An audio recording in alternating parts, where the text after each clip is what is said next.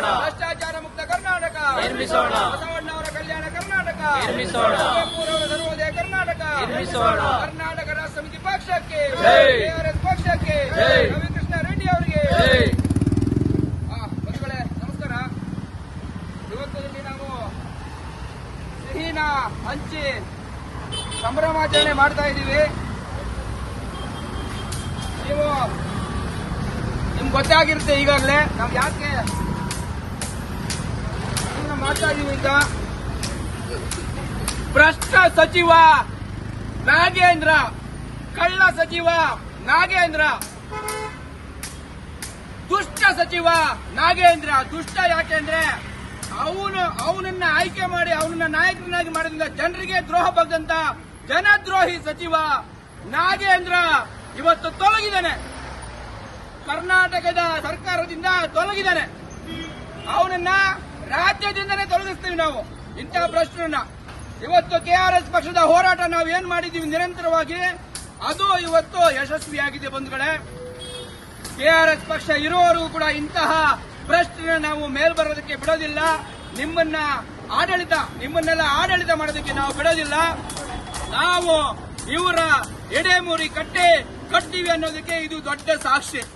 KRS ಪಕ್ಷ ಬೇರೆ ಬೇರೆ ರೀತಿಯಲ್ಲಿ ಫ್ರೀಡಂ ಪಾರ್ಕ್ ಅಲ್ಲಿಂದ ಹಿಡ್ಕೊಂಡು ಪೋಸ್ಟರ್ ಅಭಿಯಾನದಿಂದ ಹಿಡ್ಕೊಂಡು ಬೇರೆ ಬೇರೆ ರೀತಿಯಲ್ಲಿ ಪತ್ರಗಳನ್ನು ಕೊಡೋದ್ರಿಂದ ಹಿಡ್ಕೊಂಡು ದೂರುಗಳನ್ನು ಕೊಡೋದ್ರಿಂದ ಹಿಡ್ಕೊಂಡು ನಾವು ಕೆಆರ್ಎಸ್ ಪಕ್ಷ ಕೊಟ್ಟಿರುವಂತಹ ದೂರಿನ ಆಧಾರದ ಮೇಲೆನೆ ಇಡಿ ಅವರು 2 ವರ್ಷ ಹಿಂದೆ ನಾಗೇಂದ್ರನನ್ನ ಬಂಧಿಸಿದ್ರು. ಅವನು ಒಂದು 2-3 ತಿಂಗಳು ಜೈಲು ಊಟ ತಿನ್ನೋ ತರ ಆಗಿರುವಂತದ್ದು. ಅದೇ ನಾಗೇಂದ್ರನ್ನ ಕರ್ಕೊಂಡ್ ಬಂದು ಇವರು ಏನು ಸಚಿವರನ್ನಾಗಿ ಮಾಡಿಬಿಟ್ಟು ಕ್ಯಾಬಿನೆಟ್ ಅಲ್ಲಿ ಜನರನ್ನ ಮತ್ತೆ ಲೂಟಿ ಹೊಡೆಯೋದಕ್ಕೆ ಅವಕಾಶ ಮಾಡಿಕೊಟ್ಟಿದ್ರು.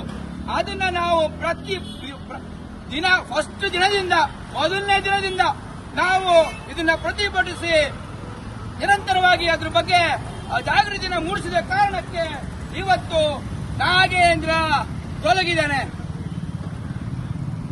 ಇದು ಕೆಆರ್ಎಸ್ ಪಕ್ಷದ ಜಯ, ಕರ್ನಾಟಕದ ಜನತೆಯ ಜಯ.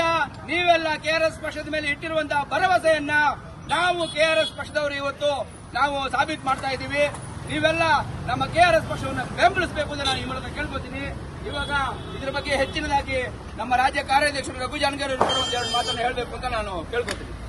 ಬಂಧುಗಳೇ ನಮಸ್ಕಾರ. ಈಗ ಹಂಗೆ ಬಂದವರಿಗೆಲ್ಲ ರಘುಪತಿ ಅವರು ಹೇಳಿದಾಗೆ ಏನು ಒಬ್ಬ ಭ್ರಷ್ಟ ಕಳಂಕಿತ ಮತ್ತೆ ಇವನೊಬ್ಬ ಕಳ್ಳತನ ಮಾಡಿ ಸಿಕ್ಕಿಬಿದ್ದಿರುವಂತ ವ್ಯಕ್ತಿ, ಮತ್ತೆ ಆತನ ಚಾರಿತ್ರವೇ ಒಂದ್ ರೀತಿ ಈ ರೀತಿಯ ಮೋಸ ವಂಚನೆ, ಏನು ರಾಜ್ಯದ ಸಂಪತ್ತನ್ನ ಲೂಟಿ ಮಾಡಿ ಸಿಕ್ಕಾಕೊಂಡು ವರ್ಷಾನುಗಟ್ಲೆ ಜೈಲಲ್ಲಿ ಇದ್ದು ಬರೋದು, ಈ ತರ ಹಿನ್ನೆಲೆ ಇರುವಂತಹ ವ್ಯಕ್ತಿಯನ್ನ ಸಂಪುಟಕ್ಕೆ ಸೇರಿಸಿಕೊಳ್ಳುವಂತ ಕೆಲಸವನ್ನ ಕಾಂಗ್ರೆಸ್ ಅವರು ಮಾಡ್ತಾರೆ.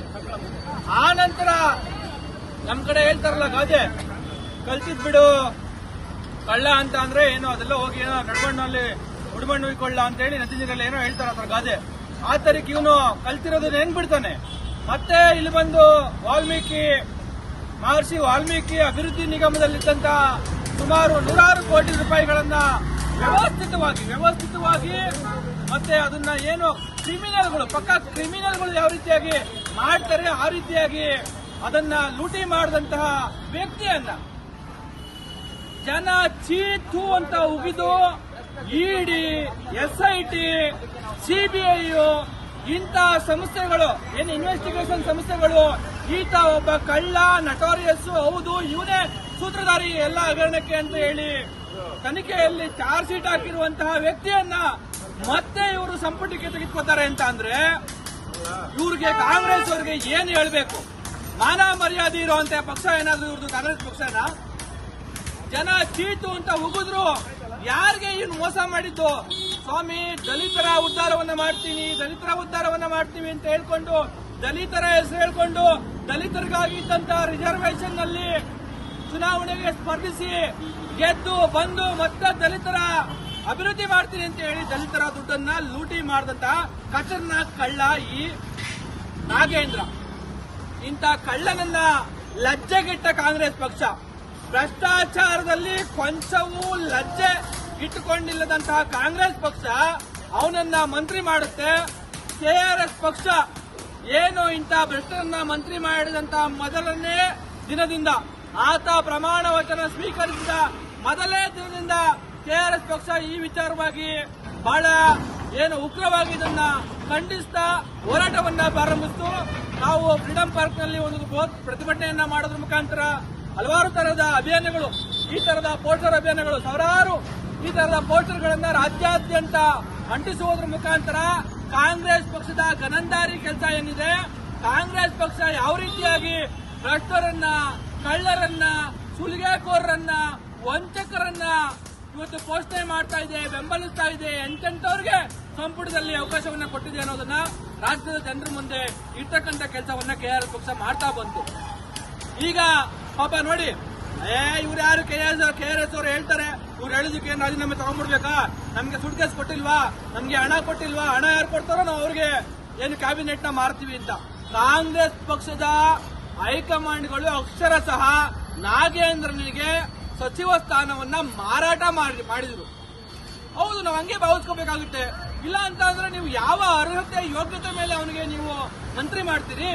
ಸೊ ಹಾಗಾಗಿ ಕಾಂಗ್ರೆಸ್ನ ಹೈಕಮಾಂಡ್ ಒಂದ್ ರೀತಿಯಲ್ಲಿ ನಾಗೇಂದ್ರನಿಂದ ಏನೋ ಪಡ್ಕೊಂಡೇನೆ ಅವರು ಮಂತ್ರಿ ಸ್ಥಾನವನ್ನು ಅವನಿಗೆ ಕೊಟ್ಟಿದ್ರು. ಈಗ ಏನು ಸಾಮಾಜಿಕವಾಗಿ, ರಾಜಕೀಯವಾಗಿ ಮೊನ್ನೆ ನೋಡಿದ್ವಿ, ಸೆಷನ್ ನಡೀತು. ಎಷ್ಟು ದಿನಗಳ ಕಾಲ ನಡಿಬೇಕಾಗಿದ್ದ ಸೆಷನ್ ಇನ್ನ 2-3 ದಿನಗಳು ಇದ್ದಾಗೇನೆ ಕ್ಲೋಸ್ ಮಾಡಿದ್ರು. ಒಂದು ದಿವಸನೂ ಚರ್ಚೆ ಆಗಲಿಲ್ಲ. ಯಾಕೆ? ಈ ನಾಗೇಂದ್ರನ ಕಾರಣಕ್ಕಾಗಿ ಇಂಥ ಭ್ರಷ್ಟರನ್ನ ನೇಮಕಾತಿ ಮಾಡ್ಕೊಂಡಿದ್ರ ಅಂತ ಹೇಳಿ ವಿರೋಧ ಪಕ್ಷದವರು, ಕೆಆರ್ಎಸ್ ಪಕ್ಷ ಧ್ವನಿ ಎತ್ತಿ ಹೋರಾಟ ಮಾಡಿ ಬೀದಿಗಿಳಿದಿ ವಿಚಾರವನ್ನ ಜನರ ಮುಂದೆ ಇಟ್ಟ ನಂತರ ಎಚ್ಚೆತ್ಕೊಂಡು ಹೋರಾಟಕ್ಕೆ ಇನ್ನು ನಾಮಕಾವಸ್ತಿಗೆ ಇನ್ನ ಜನ ಕೆಆರ್ಎಸ್ ಪಕ್ಷದವರೇ ಹೋರಾಟ ಮಾಡ್ತವ್ರೆ, ಇನ್ನು ನಾವು ಹೋರಾಟ ಮಾಡದೆ ಹೋದ್ರೆ ಚೀತು ಅಂತ ಹೇಳಿ ಜನ ಉಗಿತಾರೆ ಅಂತ ಹೇಳಿ ನಾಮಕಾವಸ್ತಿಗೆ ಹೋರಾಟಕ್ಕೆ ಇಳಿದಂತ ಕಾಂಗ್ರೆಸ್ ಪಕ್ಷ ಸದನದಲ್ಲಿ ಏನು ಚರ್ಚೆಗೆ, ಬಿಜೆಪಿ ಪಕ್ಷ ಸದನದಲ್ಲಿ ಚರ್ಚೆಗೆ ಅವಕಾಶಗಳು ಕೊಡದ ರೀತಿಯಲ್ಲಿ ಒಂದಷ್ಟು ಹೋರಾಟಗಳನ್ನ ಮಾಡ್ತು. ಅದು ಒಂದು ರೀತಿಯಲ್ಲಿ ಸರಿನೋ, ಆದ್ರೆ ಅದು ಕಾಂಗ್ರೆಸ್ ಪಕ್ಷದವ್ರಿಗೆ ಒಂದಷ್ಟು ಒತ್ತಡವನ್ನು ಕೂಡ ಸೃಷ್ಟಿ ಮಾಡ್ತು. ಈ ಎಲ್ಲ ಹಿನ್ನೆಲೆಯಲ್ಲಿ ಕೊನೆಗೆ ಇಲ್ಲ, ಈಗ ಸಿಬಿಐನವರು ಬೇರೆ ಪ್ರಾಸಿಕ್ಯೂಷನ್ಗೆ ಅನುಮತಿಯನ್ನ ಕೇಳಿದ್ರು. ಈ ಎಲ್ಲ ಹಿನ್ನೆಲೆಯಲ್ಲಿ ಇಲ್ಲ, ನಮ್ಗಿನ್ನ ಮರ್ಯಾದೆ ಹೋಗುತ್ತೆ, ನಮ್ಮ ಘನತೆ ಹಾಳಾಗುತ್ತೆ, ಪಕ್ಷದ ಇಮೇಜ್ ಹಾಳಾಗುತ್ತೆ ಅನ್ನುವಂತ ಏಕೈಕ ಕಾರಣದಿಂದ ಅವರು ಕಾಂಗ್ರೆಸ್ನವರು ಈಗ ರಾಜೀನಾಮೆಯನ್ನ ಪಡ್ಕೊಂಡಿದ್ದಾರೆ. ಇದೊಂದು ನಾಚಿಕೆಗೇಡಿನ ಸಂಗತಿ. ಭ್ರಷ್ಟಾಚಾರವನ್ನ ಪೋಷಣೆ ಮಾಡುವಂತಹ ಕಾಂಗ್ರೆಸ್ನ ಏನು ಒಂದು ಕೆಟ್ಟ ನಡವಳಿಕೆ ಇತ್ತು, ಆ ನಡವಳಿಕೆಯನ್ನ ವಿರೋಧಿಸಿ ಕೆಆರ್ಎಸ್ ಪಕ್ಷ ಹೋರಾಟವನ್ನ ಪ್ರಾರಂಭಿಸಿದ ಕಾರಣಕ್ಕಾಗಿ ಇವತ್ತು ನಾಗೇಂದ್ರ ರಾಜೀನಾಮೆ ಕೊಡುವಂತಹ ಒಂದು ಸ್ಥಿತಿ ನಿರ್ಮಾಣ ಆಯಿತು. ಹಾಗಾಗಿ ಇದರೆಲ್ಲ ಹಿನ್ನೆಲೆಯಲ್ಲಿ ಕೆಆರ್ಎಸ್ ಪಕ್ಷದ ಹೋರಾಟದ ಕಾರಣಕ್ಕಾಗಿ ಇದು ಆಯಿತು ಅಂತ ಹೇಳಿ ನಾವು ಇವತ್ತು ನಮ್ಮ ಪಕ್ಷದ ಹಲವಾರು ಕಾರ್ಯಕರ್ತರು, ನಾಗರಿಕರು ಕೂಡ ಸಿಹಿ ಹಂಚೋದ್ರ ಮುಖಾಂತರ, ಯಾಕೆಂದ್ರೆ ಇದು ಸಿಹಿ ಹಂಚೋದು ಅಂತಂದ್ರೆ ಖುಷಿ ಪಡೋ ವಿಚಾರ ಅಲ್ಲ. ಆದ್ರೆ ಯಾರು ಹೋರಾಟ ಮಾಡ್ತಿರೋ ಒಂದು ಸಂದರ್ಭದಲ್ಲಿ ನಾವು ಈ ವಿಚಾರವಾಗಿ ಹೋರಾಟ ಮಾಡಿ ನಾಡಿನ ಸಂಪತ್ತನ್ನ ಉಳಿಸಿಕೊಳ್ಳುವಂತಹ ಕೆಲಸವನ್ನ ನಾವು ಮಾಡಿದ ಕಾರಣಕ್ಕಾಗಿ ಇವತ್ತು ಈತ ರಾಜೀನಾಮೆ ಕೊಡೋ ಹಾಗೆ ಆಯಿತು. ಹಾಗಾಗಿ ನಾವೆಲ್ಲ ನೋಡಬಹುದು, ನಮ್ಮ ಪಕ್ಷದವರು ಸಿಹಿ ಹಂಚಿ ಇದನ್ನ ಸೆಲೆಬ್ರೇಷನ್ ಮಾಡ್ತಾ ಇದ್ದಾರೆ.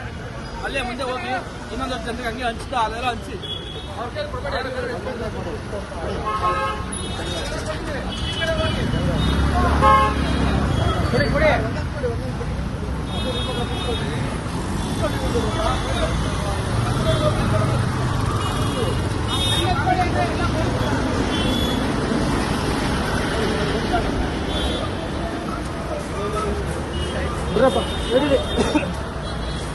ಕೊಡೋಣ